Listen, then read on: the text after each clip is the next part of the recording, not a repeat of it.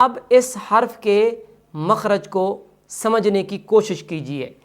جب را کو ادا کریں گے تو زبان کی نوک کو سامنے اوپر والے 4 دانتوں کے مسوڑوں کے ساتھ لگائیں گے اور اس حرف کو ادا کریں گے۔ اس میں مزید ایک بات سمجھنے کی کوشش کیجیے۔ را کبھی باریک ہوتی ہے اور کبھی پر ہوتی ہے۔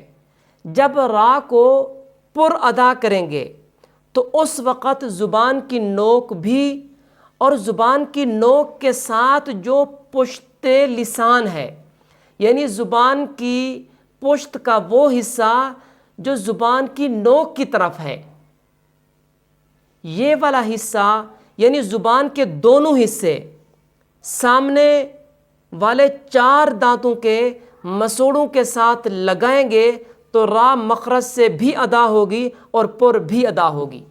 لیکن جب را کو باریک پڑھیں گے اس وقت صرف اور صرف زبان کی نوک کو سامنے اوپر والے 4 دانتوں کے مسوڑوں کے ساتھ لگائیں گے تو را مخرج سے ادا ہوگی لیکن باریک ہوگی۔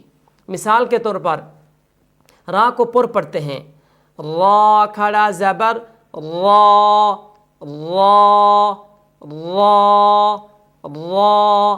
اب دیکھیں زبان کی نوک بھی لگ رہی ہے اور زبان کی نوک کے ساتھ جو پشت زبان ہے وہ بھی 4 دانتوں کے مسوڑوں کے ساتھ لگ رہی ہے، جس کی وجہ سے را پر ادا ہو رہی ہے۔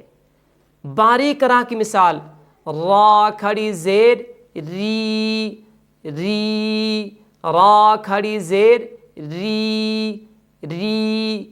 اب اس مثال میں صرف اور صرف زبان کی نوک لگ رہی ہے، جس کی وجہ سے یہ حرف باریک ادا ہو رہا ہے۔